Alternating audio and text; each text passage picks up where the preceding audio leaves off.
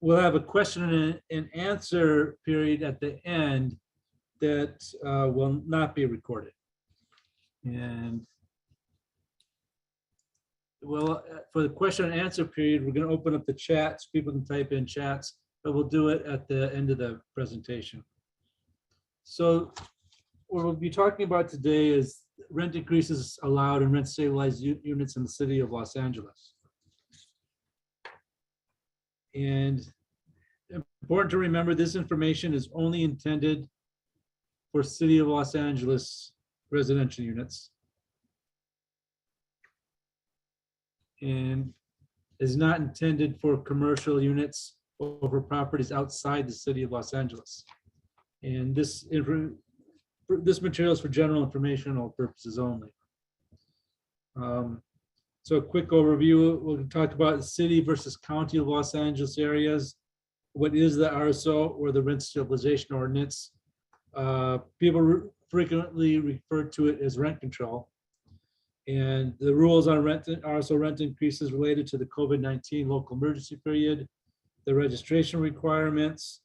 I'm going to mention briefly AB 1482, which is a state law rent regulation that covers many rental units that are not subject to the RSO, both inside and outside the city of Los Angeles, and also how to contact Los Angeles Housing Department. So the city of LA versus LA County.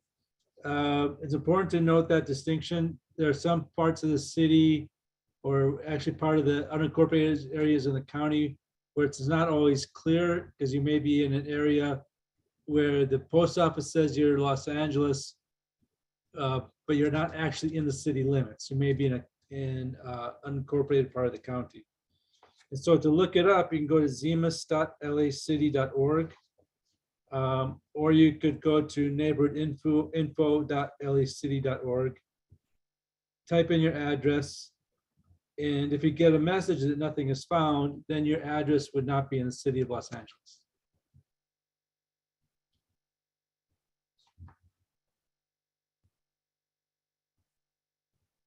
And if you are not located in the city of Los Angeles, then you can contact LA County at 833-223-RENT, or rent by email to rent@dcba.lacounty.gov, and their website is rent.lacounty.gov for information about the laws that would cover the county.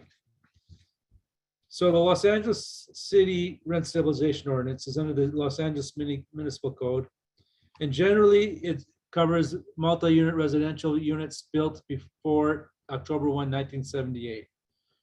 Some units built after July 16, 2007 could be Ellis replacement units. And when that comes into play, for example, if a property subject to the RSO is taken off the rental market and is demolished and a new building is built, that new building, if it's built within 5 years, will generally be what's called an Ellis replacement building, and those units would be covered under the RSO. If you're not sure if your unit would be under the RSO, you can always file a complaint with our investigations department, which I'll get to in a minute, and we can take a look at it. And so what the RSO does is stabilizes rents, it allows annual rent increases, it provides for just cause evictions, either tenant at fault or no fault, and relocation assistance for no fault evictions. Today's presentation is going to be about rent increases, so I won't talk much about evictions. And there are approximately 118,000 properties with 640,000 RSO rental units in the city of Los Angeles. Another way you can try to find out if your unit is rent stabilized or not is text RSO to 855-880-7368. And there are also certain protections because of the COVID-19 emergency that pertain to rent increases as well as evictions. And these rent increase limits are only for RSO units. And for units that are subject to the RSO, rent increases are not permitted for up to 1 year after the local emergency order is lifted. Now, the question everybody asks is, when is the emergency order going to be lifted? And that question will be up to the city council, and we don't know when that will be lifted. But currently, annual increases are not allowed, and there won't be for 1 year until after the order is lifted. Another protection is landlords are not allowed to charge interest or late fee on unpaid rent to any residential tenant. And that covers any residential unit in the city of Los Angeles, whether it's under RSO or not. So that's a protection that applies to every unit in the city. Even RSO units, landlords are allowed to collect the RSO and the SCEP surcharges. And I'll talk about those more in a minute. And just and reasonable rent increase at any time when approved by LA Housing Department with proper written notice.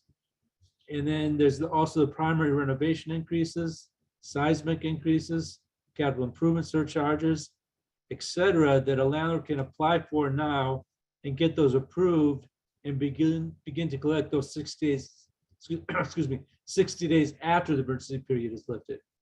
So I'll talk about more about those in a minute, but a landlord can apply for those now, just cannot collect it now.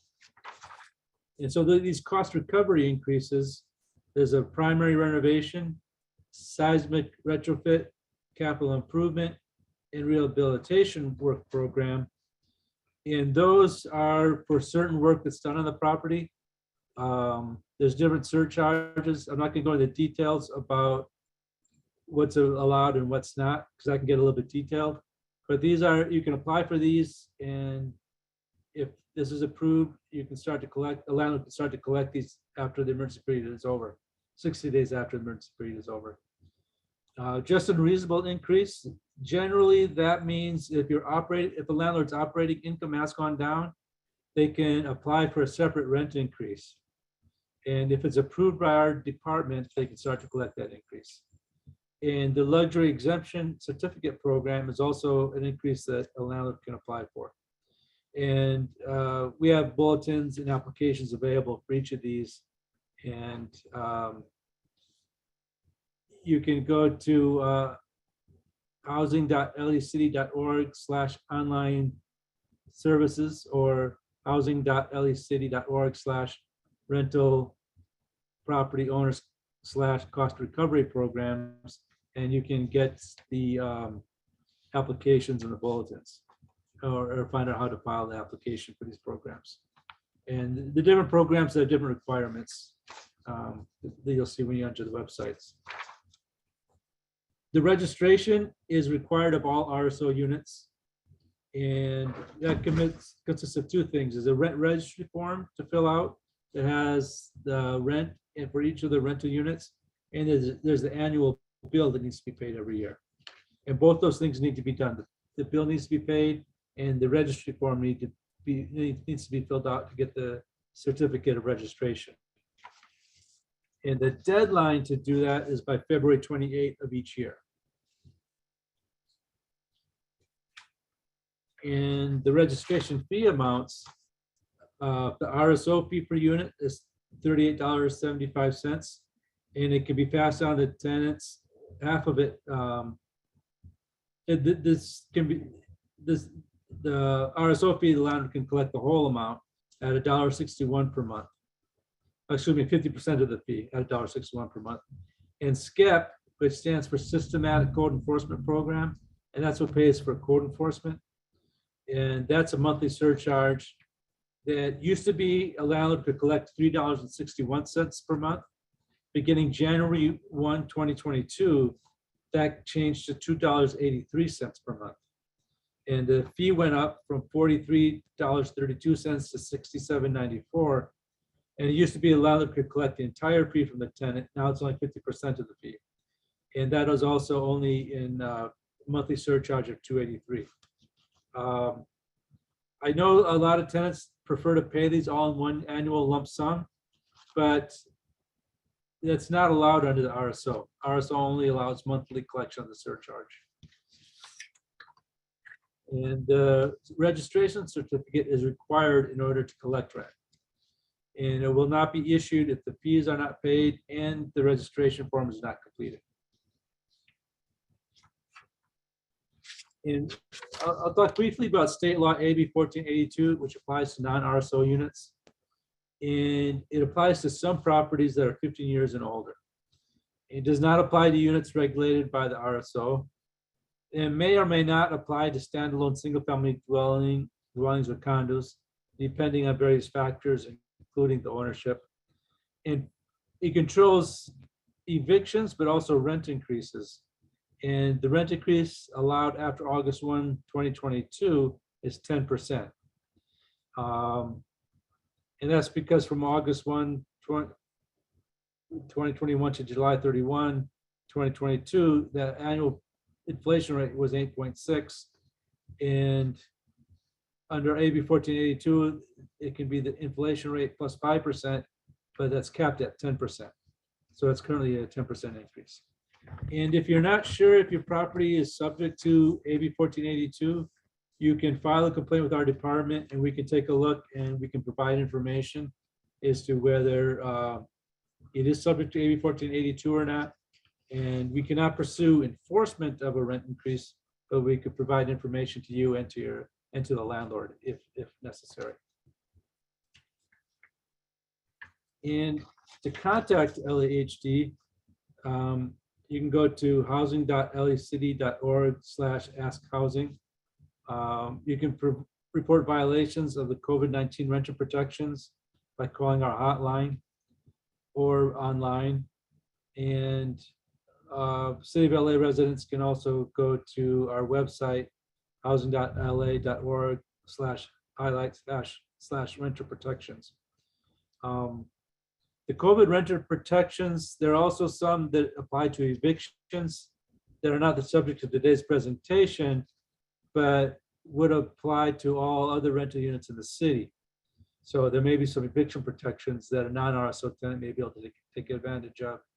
And you can file a complaint with our department regarding that as well, and we could investigate that. And again, we won't be able to pursue enforcement, but we could provide information to you and to the landlord about what the COVID protections are. And our general hotline is 866-557-7368. And the RSVP for this workshop and other workshops is 213-928-9075. And you can also subscribe to our newsletter and get up-to-date information and updates. And that can be helpful information to have. So that's the general information on rent increases. So what we'll do now is we're going to open up a poll so people can give their opinion about the presentation. And then after people